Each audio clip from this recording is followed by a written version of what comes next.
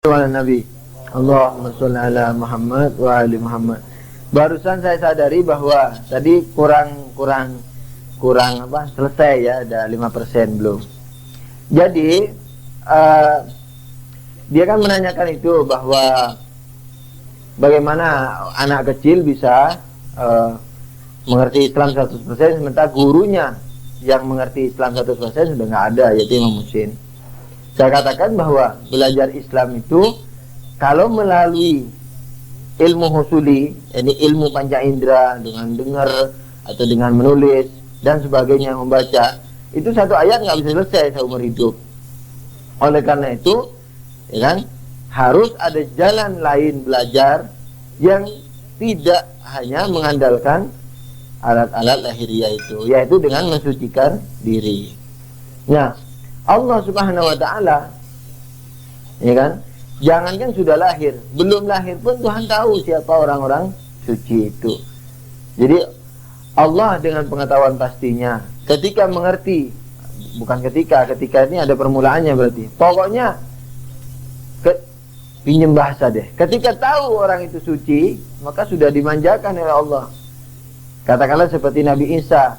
Nabi Isa masih dalam gendongan itu, tapi karena dia adalah orang suci, artinya dalam pengetahuan Tuhan dia adalah orang suci, maka tidak ada yang mustahil untuk dia ketahui. Jadi kalau waktu itu orang menanyakan permasalahan kepada si bayi, dia akan jawab, Nabi Isa gitu. Apalagi imam yang sudah berumur 7 tahun, 5 tahun dan sebagainya. Atau Imam Mahdi ya, ketika ditinggal abahnya kurang lebih berumur 5 tahun ya, atau 6 tahun. Seperti itu. Jadi la yamassu ilal mutahharun, tidak menyentuh kecuali orang-orang suci. Nah, orang-orang suci yang menyentuh Al-Qur'an, ya udah, dia sudah nggak pakai proses baca tulis lagi belajarnya. Justru sudah semakin dahsyat dan bersifat hakiki sekali, bukan relatif. Tafsir bukan bersifat tafsir lagi, melainkan bersifat penjelasan. Pernah Imam Ali Ar-Ridho alaihissalam ketika itu umur 6 atau 7 ya, sholat. Waktu sholat ada orang lewat di depannya, tapi Imam Ali tidak mencegah begini. Kan kalau di lain Syiah kan dicegah, kalau terus dibunuh. Hebat. Nah, ini tuh nggak dicegah. Nah, bagi orang kalau nggak salah waktu itu ada selain Syiah, di situ melihat, ini salah, ini sudah mau dilecehin gitu. Ditanya sama ayahnya, wahai imam, wahai cucu Nabi, itu anakmu sholat ada orang lewat di depannya kok udah dicegah gitu, ngeledekin. Kata Imam Musa, tanya aja sendiri sama dia. Wah, kesempatan nih, kalau nggak salah gitulah pikir. Anda sholat tadi, setelah selesai ditanya, Anda sholat ada orang lewat di depan kok udah dicegah? Kata Imam Ali, aku menyembah zat yang lebih dekat dari urat nadiku. Kan Allah berfirman, inni akrabu ilaihi min hablil warid. Allah lebih dekat dari urat leher, urat nadi. Ya udah, itu jawabannya. Itu tidak pakai mikir, itu langsung jawab, saya menyembah zat yang lebih dekat dari urat nadiku. Jadi kalau Tuhan di sana aku sembah begini ada orang lewat, memang ganggu. Tapi yang aku sembah itu lebih dekat dari urat nadiku. Mau lewat ya, mau main sepak bola, nggak urusan apa nih anak. Aku menyembah yang lebih dekat dari diriku sendiri. Gitu. Barangkali ada yang lain? Kita berusaha mengaitkan kita untuk kenal bahwa Al-Quran itu yang satu tidak. Sepertinya tidak berlalu kalau itu ya. Tidak ada di dalam dan satu lagi itu diterangkan perlahan bertahan. Itu bagaimana hubungan antara yang sudah global itu dengan yang itu? Hubungannya sebagaimana kata-kata kamar dengan kamarnya, gitu aja hubungannya. Jadi Allah kan dalam ayat, saya lupa bahasa Arabnya, Quran itu ditulis dalam bahasa Arab supaya la'allakum ta'qilun, fi Arabiyyin mubin, kalau salah, la'allakum ta'qilun. Jadi ditulis dalam bahasa Arab yang tinggi, pokoknya dalam bahasa Arab deh gitu ya, supaya kamu mengerti gitu. Nah, kamu ini adalah kita ini. Jadi adalah orang yang memang betul-betul hanyut dalam alam natural kita. Oleh karena itu, karena kita hanyut dalam alam natural itu dan belum mengadakan pemberontakan jiwa, dan katakanlah belum merdeka, maka tidak dapat mengerti hakikat Quran itu. Makanya dibantu atau ditolong katakanlah oleh Allah melalui apa? Kata-kata Arab tadi. Maka dibilangin begini, hudalil muttaqin. Apa sih muttaqin? Oh, perlu dikasih itu. Ini gitu. Jadi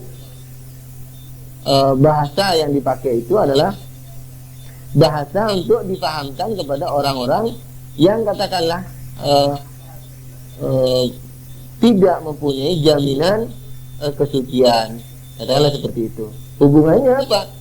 Hubungannya ya ibarat hubungan makna dengan kata seperti sebagaimana kamar, hakikat kamarnya dengan kata-kata kamar seperti itu. Maka itu kalau kita mengikut Quran bisa syirik, kita bisa sesat. Misalnya, ini kesesatan yang lain ini ya. Misalnya inilah Bismillahirrahmanirrahim. Di sini ada Allah, ini bikin lagi ya nanti siapa yang bikin. Di sini ada Rahman, di sini ada Rahim. Allah Rahman dan Rahim. Rahman ini sifat Allah kan gitu toh. Rahim sifat Allah. Sedangkan Allah adalah zatnya. Saya mau tanya, apakah Allah itu Rahman? Allah itu kan zat, Rahman sifat. Kan berarti Allah zatnya, Rahman sifatnya kan gitu toh. Berarti Allah bukan Rahman. Rahman ini sifatnya. Allah itu zatnya. Rahim juga seperti itu. Nah, tetapi mereka dua ini dimiliki oleh Tuhan. Jadi katakanlah begini, ada Allah, Rahman dan Rahim gitu. Trinitas. Kalau Bismillahirrahmanirrahim saja sudah Trinitas, bagaimana dengan Asmaul Husna yang 100 Trinitas? Ya, ini lebih sesat dari Kristen. Iya, kalau mau mengikuti lahiriah Quran seperti itu. Banyak deh, kita ambil contoh apa lagi? Aduh, apa ya? Kadang-kadang suka datang itu, contoh-contoh itu. Yang kalau kita ikuti lahiriahnya, ini udah habis kita. Habis betul. Maka itu harus melalui, maka itu perlu Nabi. Seandainya Quran itu bisa dibaca, bisa dipahami, nggak perlu Nabi deh. Cukup ada suara menggetarkan di dunia ini, hai manusia, aku Tuhan kalian, atau ini suara utusanku, utusan Tuhan. Dan di dalam kamarmu sekarang sudah tersedia kitab Quran, ikuti, yang tak ngikuti neraka. Udah baca, besok pagi kitab Quran. Oh gitu. Nah, ini bukan Quran, Quran. Maka itu Quran nggak bisa dipahami karena Quran itu bahasa bahasa Arab itu apa sih? Itu bahasa Arab, bahasa yang dibikin oleh orang yang masih telanjang-telanjang di gua-gua kan itu dah. Harga apa? Iyalah, sebutkan apa? Mejaun. Jangan sampai lupa. Subhanallah. Ada misalnya kaburatun, ada gurfatun, macam-macam, jalatun, hajar, dan sebagainya itu. Awal-awal masih primitif, terus berkembang, kata-katanya juga berkembang.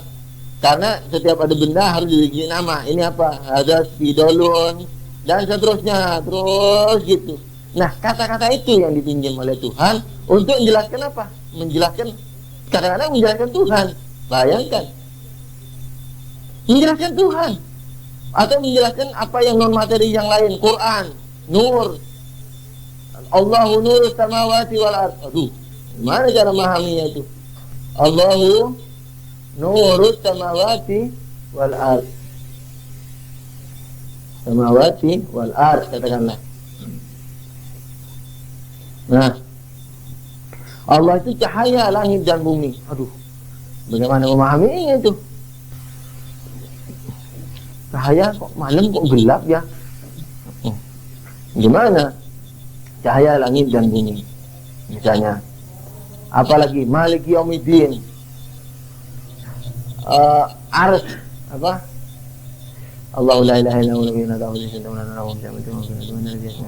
apa itu yang ada aras-arasnya Allah duduk di atas singgasana aras, kemudian ya dan lain-lain lah.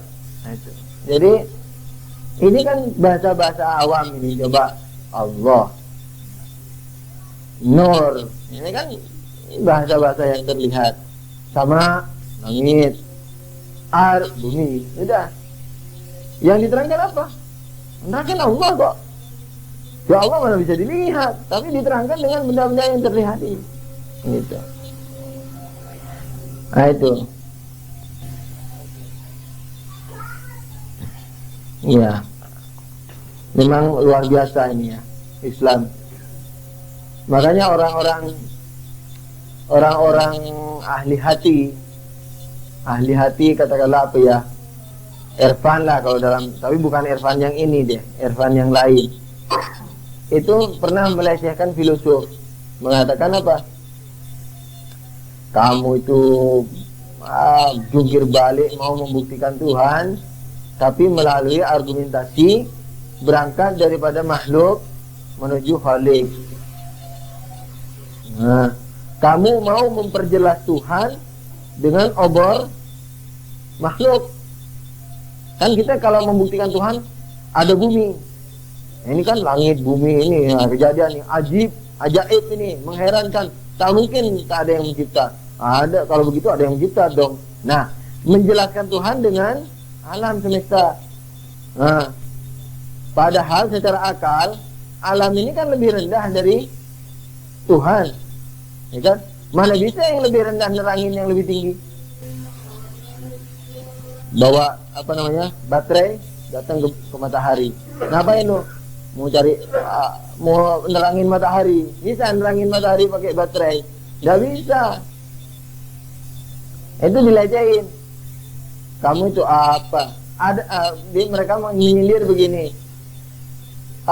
Perlukah pagi itu kepada lampu? Gitu. Perlukah pagi hari itu kepada lampu? Itu nyindir kita. Kok kita ya hanunya sudah seakan-akan sudah filosof kita. Tidak nyindir filosof deh, bahwa kamu itu menerangi pagi dengan lilin. Mana bisa, pagi udah gak perlu lilin, lebih terang dari lilin. Tuhan lebih terang mestinya. Bagaimana kamu mau menerangkan Tuhan dengan alam? Gak bisa gitu. Ya hampir sama dengan itu tadi. Oleh karena itu berontak nih filosof. Dia merenung, hanya mula sadra yang mendahului yang lain. Terus menemukan atau mendapat merumuskan satu argumen yang membuktikan Allah dengan Allah. Yang membuktikan keberadaan Allah dengan Allah. Tidak dengan makhluk, tapi dengan Allah. Maka itu disebut argumen siddiqin. Yang itu ada itu. Pernah dengar nggak? Memang apa namanya? Di buku itu ada argumen siddiqin. Misalnya tadi juga kasetnya kebetulan tuh. Saya heran, datang dari Jakarta, datang kok agama sudah dahului. Ditengok nggak ada orang. Itu nggak ada orang. Coba belakang. Nanti pengajian siapa? Jin. Adalah ada. Kalimat ini benar nggak? Benar. Kalau nggak benar, ada katakanlah sama dengan 100%. Ada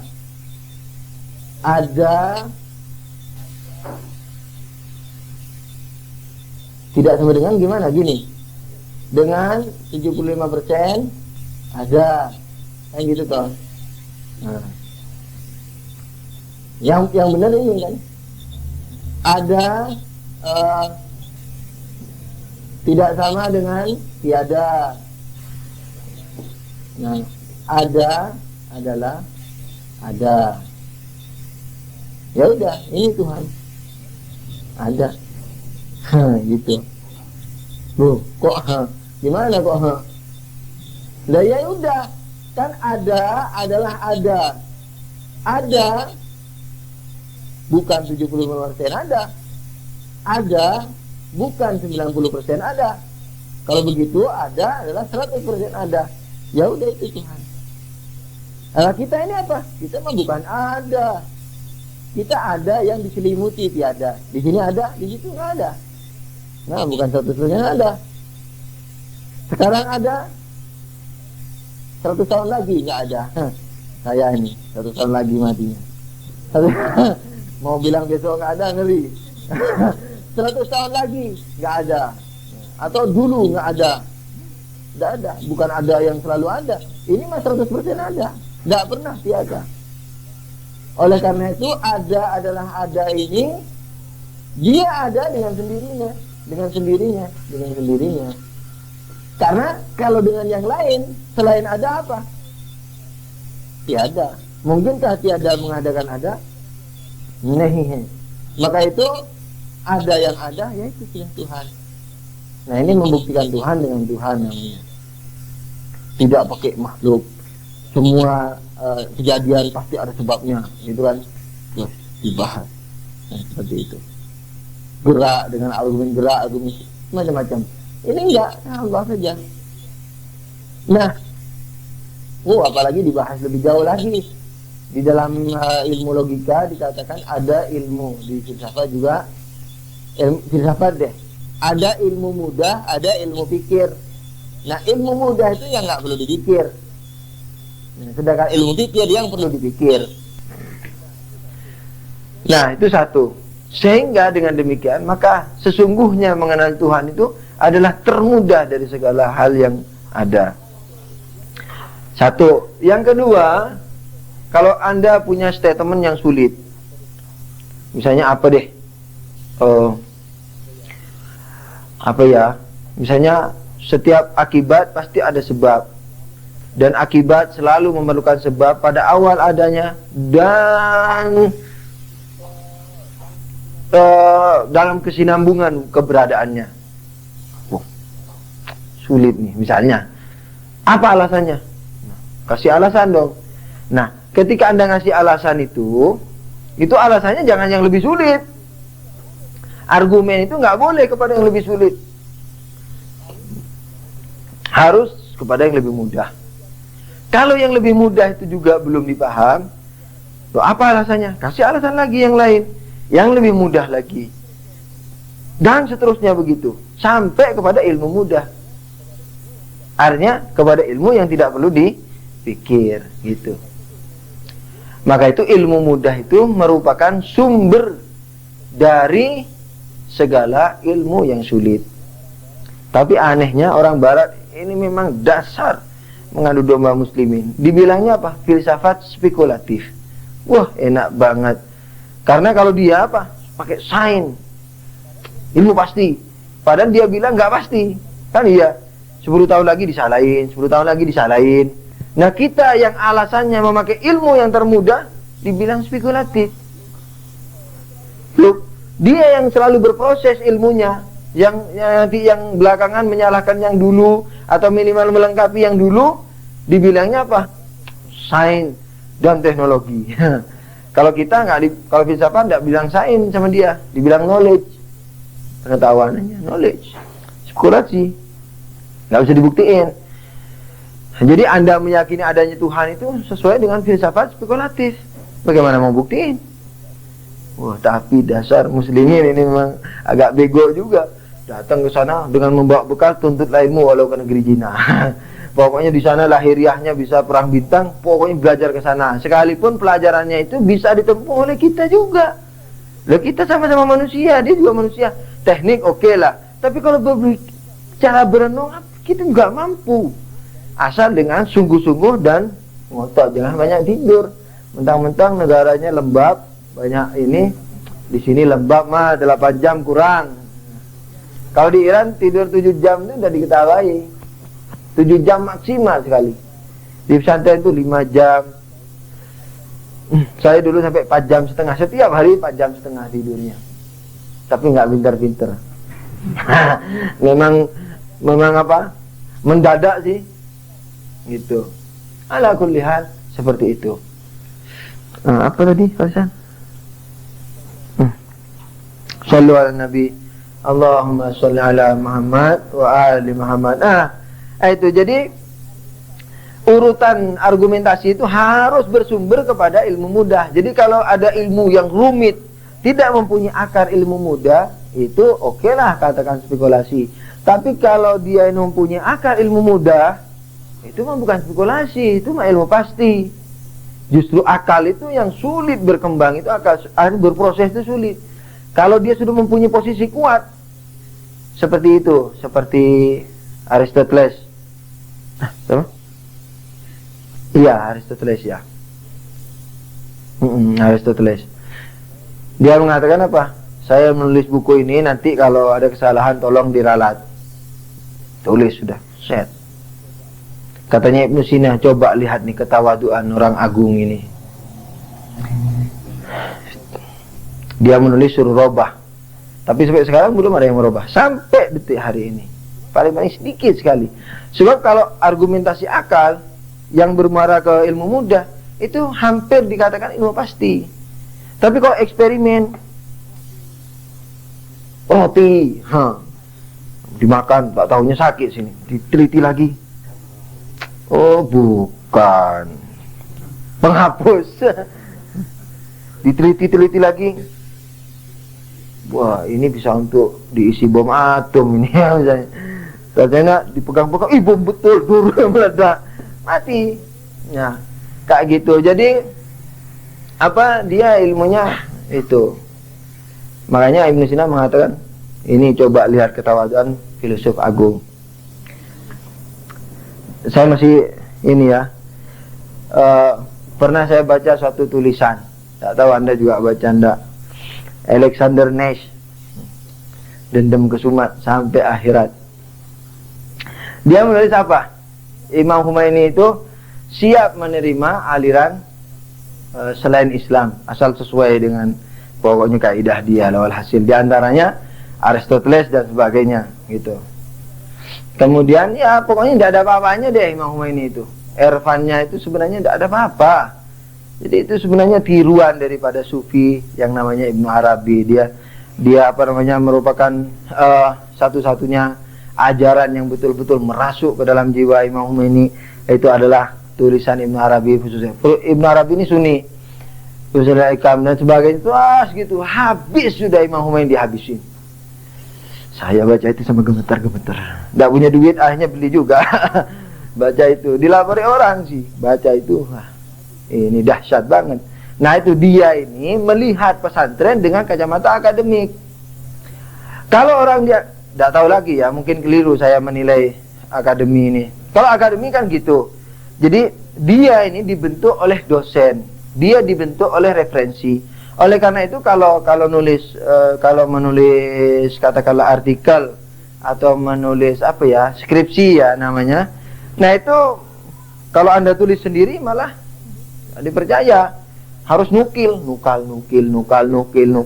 di wisuda. Apa buntutnya yang di sini taruh ke sini. Wabillahi taufiq wal hidayah. Berhasil. Ibunya nangis. Waduh, perjuangan itu. Dan ukuran sukses itu. Itu orang keluarga dia tuh jadi semua loh. Loh kok gitu? Iya, yang satu insinyur, yang satu dokterandus, yang satu dokteranda. Loh kok Anda? Saya bukan dokter. Enggak, bukan Anda, dokteranda. Itu seperti itu. Berhasil nak perjuangan ibu selama ini. Nangis. Buah gemetaran. Sujud syukur. Habis-habisan. Nah. Jadi dia melihat di pesantren itu seperti itu. Padahal kalau di pesantren tidak seperti itu. Ketika membahas suatu permasalahan, dia harus keluar dari segala ikatan. Dia harus menilai argumentasinya saja. Jadi kalau argumentasinya itu kuat, mau orang Buddha kayak orang kafir kayak siapa yang berkata akan dibenerin, bukan diikutin. Ya, oh ya hebat ini argumentasinya. Makanya seperti Ibnu Sina mengatakan, lihatlah ketawaduan orang agung ini. Sampai Imam Shadiq sendiri muji Plato. Mengatakan orang-orang dulu, Imam Shadiq alaihissalam mengatakan orang-orang dulu berkata bahwa alam ini terjadi dengan sudfah, yakni terjadi dengan sendirinya gitu. Maka bangkitlah yang namanya Plato dan membuktikan bahwa dunia ini tidak terjadi dengan kebetulan, tapi dengan maksudnya dengan pencipta gitu ya. Seperti itu. Tapi terus Imam Shadiq pengikut Plato. Ini ya bukan seperti itu. Pokoknya apa yang benar itulah kaidah akal. Gitu. Jadi yang dipakai adalah argumentasi akal dan sebagainya. Nah, kalau itu kuat, maka itu yang dijadikan suatu tester bagi ilmu-ilmu yang lain. Jadi ilmu yang rumit yang telah dibuktikan dengan ilmu mudah itu bisa dijadikan dalil untuk membuktikan sesuatu yang lain. Oleh karena itu maka berkembanglah filsafat. Kalau dalam filsafat Yunani kurang lebih ada 200 masalah. Kalau di filsafat sekarang ini kurang lebih ada 700 masalah. 500 masalah itu penemunya muslimin semua. Tapi akarnya kembali kepada ilmu mudah atau ilmu mudah yang sudah ditemukan oleh pendahulunya. Entah Aristoteles, entah Plato, entah siapa. Yang tidak benar, yang tidak kuat, tidak diambil. Yang kuat itu betul-betul dikuatkan karena kita mengerti intinya. Oleh karena itu, maka kalau ulama membahas filsafat, itu betul-betul dari sisi akal, bukan ikut-ikutan. Wah, ini Aristoteles hebat, atau Ibnu Arabi ini hebat terus diikut. Enggak. Ibnu Arabi yang pernah saya dengar pernah mengatakan begini di bukunya itu. Saya melihat orang-orang Rafidi dalam alam mukasyafah itu bentuknya babi-babi. Ya, Rafidi itu maksudnya orang Syiah. Rafid itu menolak, maksudnya menolak kepemimpinan Abu Bakar, Umar dan Utsman, dibilang Rafidi. Nah, saya melihat dalam alam mukasyafah mereka itu berbentuk babi, kata Ibnu Arabi. Imam dalam mensyarahi kata-kata itu, Imam Khomeini mengatakan sesungguhnya mukasyafah itu ada dua macam. Mukasyafah cermin, mukasyafah langsung. Jadi mukasyafah cermin itu sebenarnya yang dilihat dirinya tapi nampak pada orang lain. Tapi mukasyafah langsung yang dilihat orang ya betul-betul hakikatnya orang. Jadi sebenarnya yang dilihat oleh Ibnu Arabi, orang-orang Rafidi berbentuk injil itu, berbentuk babi adalah dirinya sendiri, kata Imam. Masa orang yang seperti ini diikuti Imam? Itu dikatakan oleh Alexander Ness apa? Imam Khomeini itu adalah jelmaan daripada karya Ibnu Arabi dan pengikutnya. Gendul. Orang akademi, orang kafir enaknya saja bicara Irfan. Judulnya apa? Irfan ditinjau kembali. Wah, hebat. Irfan itu sudah bukan ini lagi. Ini yang dijelmakan dalam hati itu tadi untuk mengoreksi ini. Lu enaknya ininya aja masih nggak masuk, imannya aja nggak iman. Nggak enaknya terus Irfan itu jauh kembali. Tunggu kembali kirain objek kan mah. Dendam sampai mati Alexander. Ketemu di akhirat gua cukup kamu. Sakit hati ini. Aduh, pujaan hati dilecehkan habis-habis. Dan yang menyebarkan muslimin juga. Aduh, tak tuntut nanti di akhirat. Pokoknya mau jadi saksi. Walaupun saya juga disaksikan orang lain kebatilannya. Tapi dalam hal ini pokoknya mau jadi saksi deh. Gitu. Ada pertanyaan lain? Tadi manusia itu dari akal pertama dan kedua, terus kita manusia dan manusia itu dari materi, tapi juga dari yang lain. Ya. Satu yang lain itu dari mana? Kalau itu dari Allah, misalnya, padahal kalau nggak salah ada kaidah dari yang tunggal itu tidak bisa keluar ya, jamak. Nah, apakah dari manusia itu yang dari manusia itu keluar dua macam gitu, atau dari akal itu juga? Yang pertama. Kemudian yang kedua, ada yang orang yang bertanya, kebetulan orangnya itu orang agamanya lain, tanya dengan baik.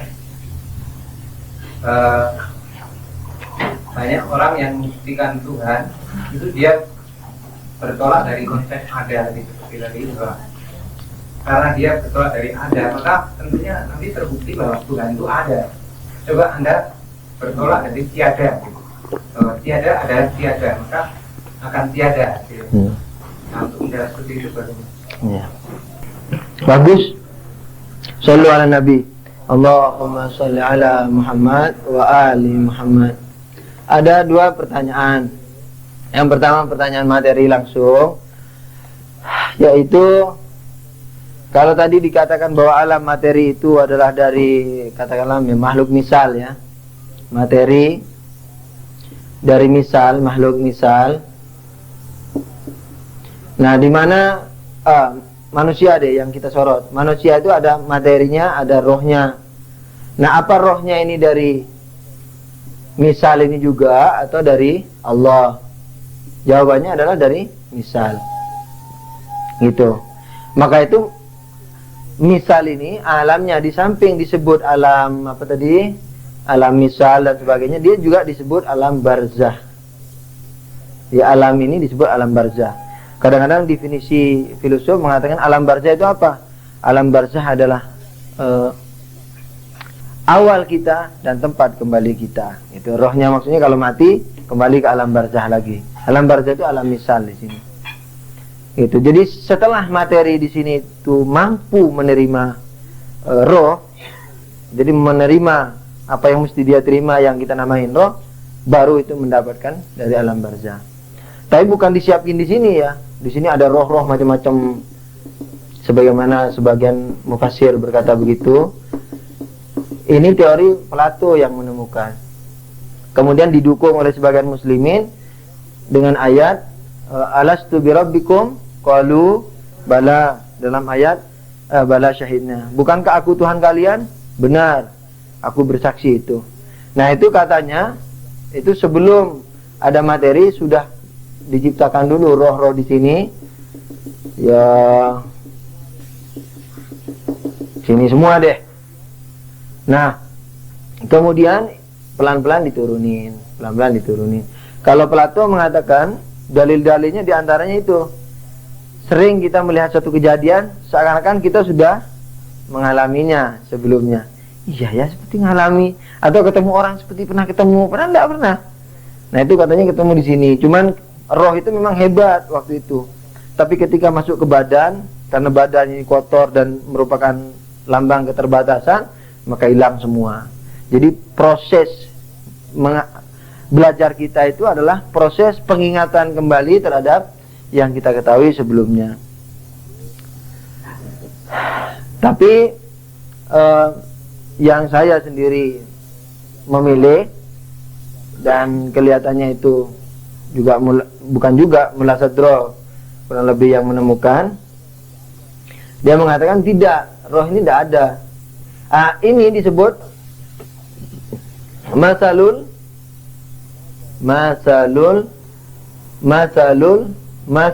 al-aflatuniyah. Masalul aflatuniyah dalam bahasa Arab. Jadi seluruh kita ini sudah ada misalnya dulu di sana. Itu disebut masalul aflatuniyah karena penemunya Plato. Mulasadro mengatakan, yang seingat saya nih, sepengetahuan saya, seingat saya ya, bahwa roh itu nggak ada. Memang yang ada hanya makhluk misal ini saja. Tapi begitu materi itu katakanlah dalam kandungan 4 bulan ya kalau nggak salah, itu dia mampu menerima sentuhan lagi daripada ini, maka disentuh lagi, dan sentuhan itulah yang kemudian disebut roh kita. Nah, bagaimana menakwil ayat itu? Saya kurang tahu pasti, tetapi seperkiraan saya begini. Ayat tadi kan mengatakan alastu birabbikum qalu bala syahidna. Kan seakan-akan sudah terjadi itu ya. Nah, jawaban yang saya ingat seperti ini. Seingat saya bahwa itu tadi, mengenal Tuhan adalah yang sangat mudah. Jadi fitri sekali. untuk mengerti bahwa alam ini ada penciptanya itu sebenarnya nggak perlu belajar, fitrah sekali, ya kan? Nah, karena saking fitrahnya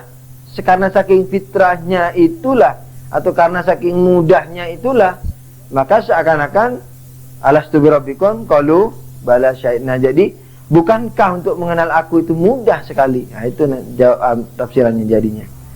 Bukankah untuk mengenal aku ini kamu semua berkata bala? Maka itu orang kafir dibilang kafir. Kafir itu menutupi. Orang yang menutupi. Kafara, menutupi, membungkus.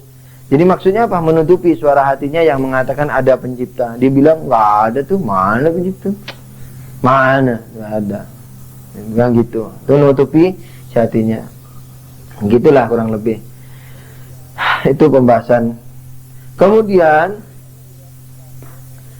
orang misalnya di luar Islam, dia mengatakan kamu dari tadi mengatakan ada adalah ada dan sebagainya. Walhasil berangkat dari ada, ya ketemunya ada. Coba berangkat dari tiada. Nah, coba berangkat dari tiada, kan tiada hasilnya. Kan gitu toh. Ini ada jawaban lucu, ada yang nggak lucu. Yang lucunya apa? Kalau tiada, tiada itu apa sih? Tiada itu adalah tiada. Bagaimana kamu berangkat dari tiada? Wong tiada itu tiada. Kalau kamu bisa berangkat dari tiada, maka tiada itu ada. Maka hasilnya pun akan ada. Tapi kalau tiada itu tiada, maka kamu tidak bisa berangkat dari menuju ke tiada. Seperti kan ada orang mengatakan Allah menciptakan sesuatu dari tiada menjadi ada. Itu mah nggak bisa. Bagaimana bisa tiada menjadi? Itu kan perlu kata pelaku, objek pelaku. Yang menjadi mana? Nggak ada, yang tiada kok. Ya? Ilmu mudah. Jadi Tuhan tuh nggak mencipta dari tiada menjadi ada, mencipta dari ada kepada keberadaan yang lain. Ini seperti tadi itu. Jadi dari cahayanya diturunkan, turun sampai kepada kita. Walaupun kita ini juga disebut cahaya Tuhan. Nah, itu dalam satu pembahasan sendiri ya. Nah, jadi khalaqah itu sebenarnya syakkala. Nah, ini sudah pindah lagi ke objek lain. Jadi khalaqah, mencipta itu sebenarnya bukan mencipta, tapi mengkadar, syakkala. Allah mengatakan kullun min indana khazainuh wa nunazziluha biqadarin ma'lum. Semua dari kami sumbernya. Kemudian kuturunkan dengan kadar-kadar tertentu. Kadar itu ya ketentuan itu sudah. Jadi nggak ada makhluk yang dari tiada menjadi ada. Tiada kok bisa menjadi, tidak ada. Semuanya dari ada. Itu jawaban lucunya. Jawaban nggak lucunya, kita akan mengatakan begini. Ngapain kamu berangkat dari tiada? Kamu ini ada apa enggak? Gak ada loh. Saya ini mau bertanya, ada ini ada penciptanya enggak? Ini yang jadi masalah. Ngapain kamu bahas tiada? Aku tidak mencari Tuhan tiada. Aku mencari Tuhanmu, Tuhanku, Tuhan alam ini. Kamu dan alam ini tiada enggak? Kalau dia bilang tiada, ya deh wabillahi taufiq wal hidayah. Kalau dia bilang ada, nah ini yang kita mau cari. Ada ini yang kita mau cari. Ada enggak penciptanya atau enggak ada? Nah itu. Kalau tiada mah ngapain dipusing-pusingin? Nggak usah pusing-pusing deh. Tidur aja, istirahat yang tenang. Besok mid semester mid-test katanya. Ada yang mid-test ini. Jakarta musim mid-test ini. Ada lagi? Monggo. Ini hanya cerita tentang proses penciptaan awal ya. Saya sebenarnya minta penjelasan yang mudah aja. Itu bagaimana Allah yang mutlak dan tidak terbatas itu menciptakan makhluk yang katakanlah materi atau alam semesta pada saat dimensi tidak ada gitu. Pada saat waktu ruang tidak ada gitu. Ya, pada saat pada itu juga nggak ada. Ada sulit emang. Iya terus gurau. Karena Allahnya pun Allah yang berbeda kan. Maksudnya begini, ada hubungannya nantinya dengan proses kembalinya manusia kepada Tuhan itu kan. Nah, saya kurang bisa memahami itu bagaimana proses penciptaan awal alam semesta ya. Lalu pada saat misalnya Allah bertindak, tanda kutip lagi, mencipta dan dia butuh sesuatu kan, butuh penghubung kan. Saya kurang tahu apakah akal itu, toh itu juga dia makhluk.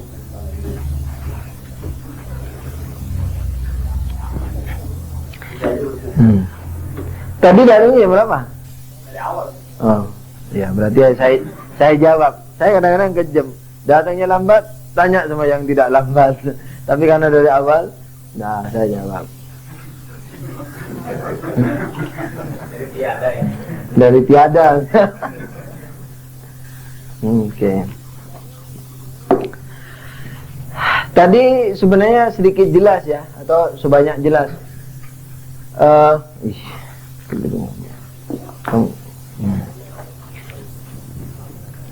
Allah ini kan tidak terbatas dan non dimensi ya, jelas. Nah, non dimensi Allah dalam bahasan filsafat, dimensi itu ada dua macam. Dimensi luar, dimensi dalam.